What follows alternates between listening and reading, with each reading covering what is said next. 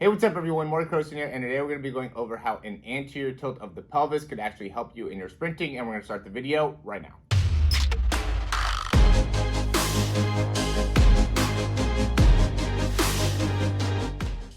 All right, so this is something that I've been researching a little bit more lately and have actually not been able to find very much information about it. And I think it's super interesting just because I think a lot of the top athletes have more of an anterior tilt of the pelvis. But when I've done more research into it, not very many people talk about how that actually can improve your sprinting. And so I wanted to make this video just to be able to give you a little bit more information about why I think that this could actually be beneficial, and also showing you a lot of these other top athletes that have some of that same type of posture. And so we have Usain Bolt here first with, more of how his spine is kind of sticking out. And I do want to actually go into the anterior tilt and what that is in case some of you guys don't know. So if we look at the pelvis here, you can see how, the tilt is kind of facing down with the actual pelvis here. And then, the other muscles is kind of like a circle going that way. And then with more of a posterior pelvic tilt, the, pelvis is moving the opposite direction. So when you have more of a posterior pelvic tilt, the thing ends up being is that your, glutes and your hamstrings end up being a little bit shorter. Your hip flexors end up being a little bit longer. Your abs end up being a little bit shorter, and also you end up having a little bit more of like a straight spine, like neutral spine. And then if you have more of an anterior tilt of the pelvis, you end up having a little bit more length within your hamstrings. You have more length within like your core muscles. You're going to be tighter in your hip flexors, and then you're also going to be tighter within the lower back muscles, and you end up really putting a lot more pressure on your lower back. So, the big thing ends up going into is where is the right range to be in. There is going to be a natural spine curve that you're going to have when you have, a pelvis that's a little bit more neutral and a spine that's a little bit more neutral. And then when you start to get more of an anterior tilt of the pelvis, there just ends up being a little bit more that you put onto like your lower back there, a little bit more pressure that you could potentially put onto your lower back, and can end up having, some pain in that area. And it's the same thing with the posterior, more of a posterior tilt of the pelvis is, you can end up having a lot of pain within that lower back. But, you do want to be able to manage it. And just because you have a, tilt of the anterior tilt or posterior tilt of the pelvis doesn't mean that you're guaranteed to be having lower back pain, and doesn't mean that it ends up being something that is detrimental to your really ability to, run at a high rate or be able to generate a lot of power. And the reason I say that is because, again, going into a lot of these top athletes, so this is going to be Usain Bolt, and really the bigger thing here, this is after he got disqualified. You can see how his stomach is bulging out here, right? And that's a common thing with somebody that has more of an anterior tilt of the pelvis, is that their stomach's going to bulge out more, rather than somebody that's more posterior tilted, where they're going to be kind of caved in with that stomach. All right, then we're going to look at, here's Sha'Carri Richardson. You can see how she's really tilted with the pelvis. It's facing downwards there. So we're just going to go over. It's mostly sprinters that we're going to go into, and then I say that, and then it's Simone Biles here. One of the best gymnasts in the world. You can see again how she has that tilt of the pelvis. I'm going to quickly interrupt this video just to say, if you've liked this information so far, go ahead and click that thumbs up down below, subscribe to the channel, and we're going to hop right back in the video.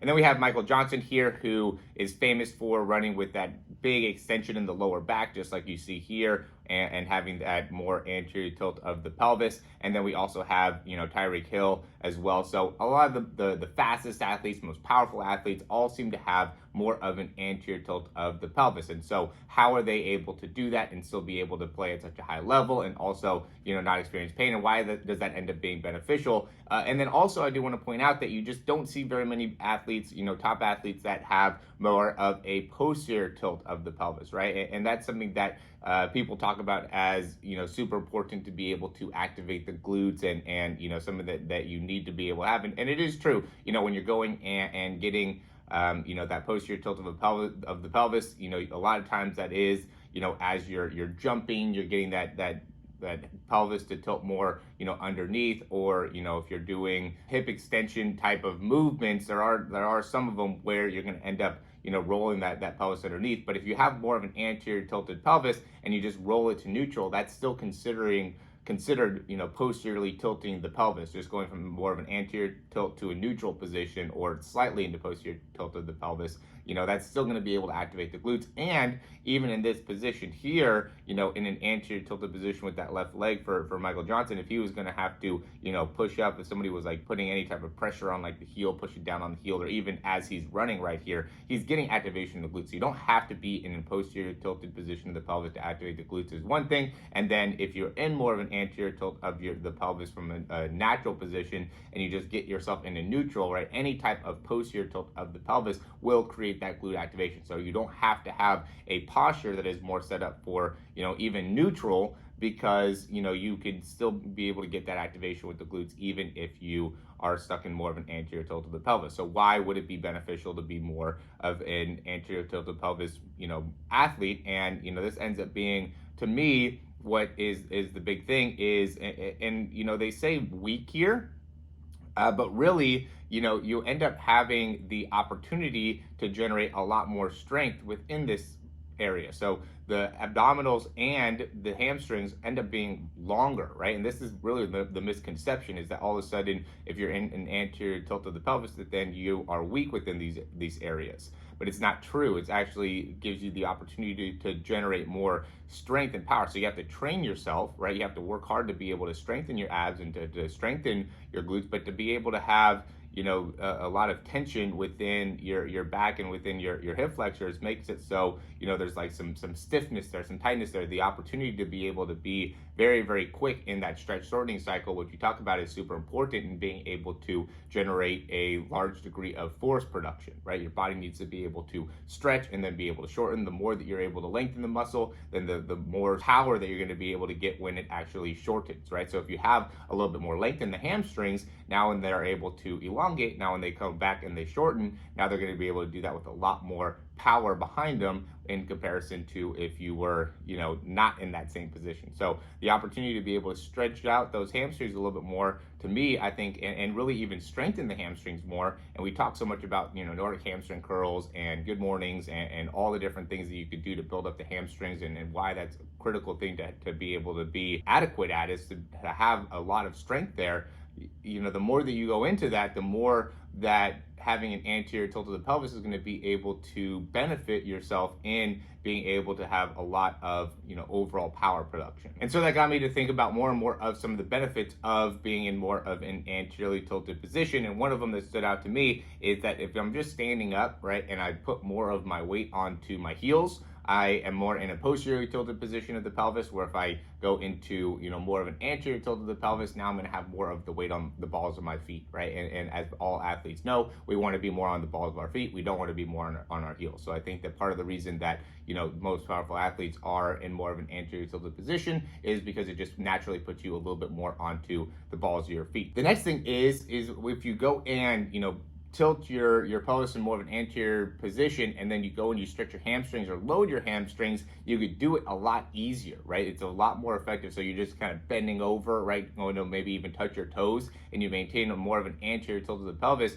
you're going to feel a lot more of a stretch within the hamstrings. Where if you more posteriorly tilt your pelvis, you're going to end up just like stretching your lower back, right? You almost just feel it in that position. So you end up loading your lower back a lot more when you're in more of a posterior tilted position, which is why I almost feel like having that posture ends up putting more pressure onto your lower back than an anterior tilted position, where you end up just having, when you have more of this anterior tilt, is a chance of just having a little bit more of like nerve pain, right? Just because, or compressive pain, because you're putting so much pressure within, the lower back there, or so some of the lumbar spine within that lower back, that you have an opportunity to be able to, just again have like that compression. But you can manage that. You have to be able to maintain a healthy stretching routine that you could do within the lower back and within your hip flexors to make sure that doesn't end up being a long-term problem, especially, as you're training to be a sprinter, right? If you're going to be training to do really anything that creates a lot of power, you have to be able to stretch out your body to make it so you're able to maintain some degree of looseness within those muscles and give them the opportunity to recover, right? So we already know that stretching is obviously important. And, really, to me, when you have those tight hip flexors, right, if we go back to Michael Johnson, when he's going back through here and he's tight in his hip flexors, that's just going to give more of an opportunity for those muscles to be able to recoil and come back forward, right? And so you want to be a little bit tight in some of these areas, because when you are, tight and stiff, that just gives you the opportunity to generate more explosion. So you do have to be able to maintain health within these areas, but just because an area is tight doesn't mean that it is not going to be able to function at a very high level. And so in terms of hip flexor flexibility, a lot of times people are not really lacking the ability to, get the leg back behind them well. I would almost argue that I see too many people that have too much ability to get the leg back behind them, but really lack the ability to be able to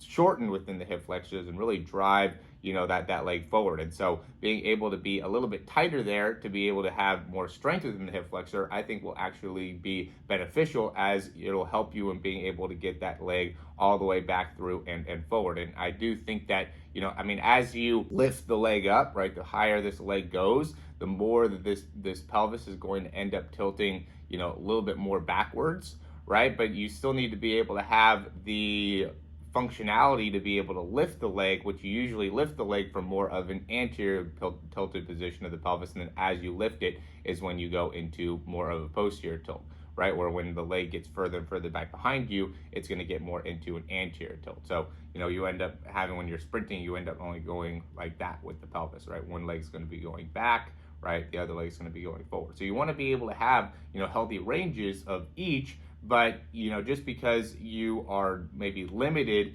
in the actual range of motion that you have within the posterior tilt, and you don't need a ton of hip flexion, right? You don't need to bring your legs up a ton. You just need to be able to have a lot of strength and being able to hold hip flexion very well to be able to cycle that leg back behind you. What's super important is being able to properly activate the hamstrings. And I do think that you could just do that easier from more of an anterior tilted position within the pelvis. And that's really the point here, is that one, so many athletes have an anterior tilt to the pelvis. So why do so many people have that and are so successful if it's not something that's good for you? The more that I look into it, I do think that being able to get more extension of the body is a little bit more important than flexion. And you just create more extension out of the lower body from the anterior tilted position. And so being able to activate the hamstrings and the lower back in those areas, having those areas be very strong, I think is critical. So you have to be able to strengthen the hamstrings and the abdominals in order to maintain that anteriorly tilted pelvis and not end up putting too much